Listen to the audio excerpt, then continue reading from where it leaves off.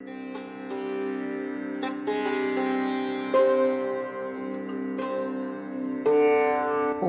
গাছ একা ছিল ওই মাঠে। আর্যপুরুষ আভিজাত্যের দম্ভ নত যেন হলো সব গাছ তার কাছে।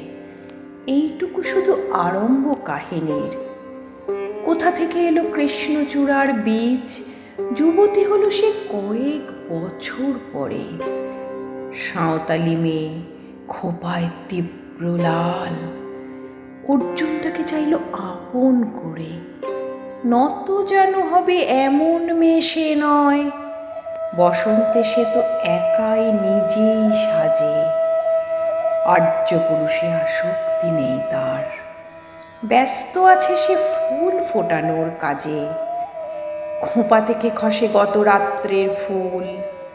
ঝিরঝিরে পাতা পোশাক বুনেছে তার। অর্জুন সে যে আর্যপুরুষ, ভাবে সব সুন্দরে একা তার অধিকার। অর্জুন গাছ চেয়ে দেখে দূর থেকে, কৃষ্ণচূড়ার হৃদয় ঝরছে রোজ। রূপ দেখে তার ধাঁধায় দুখানি চোখ। ভাবে কবে পাবে ওই হৃদয়ের খোঁজ। কাহিনী এবার শেষ করি তাড়াতাড়ি। কৃষ্ণচূড়ার জেদখানি বড় বেশি। অভিমান সেও বিকোবে না কারো কাছে, বরঞ্চ হবে বন্ধু বা প্রতিবেশী।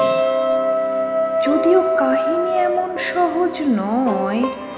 অর্জুনে শুধু বাকল ঝরেছে ঝড়ে। সাঁওতালি মেয়ে রক্ত ঝরাতে জানে। আর্যপুরুষ হার মানে অন্তরে। পরের জন্মে অর্জুন গাছ হয়ে কৃষ্ণচূড়াকে বন্ধুর মতো দেখো। আমাকে চিনতে ভুল করো না হে ঋজু। রক্ত ঝরালে বাকল খসিয়ে ডেকো।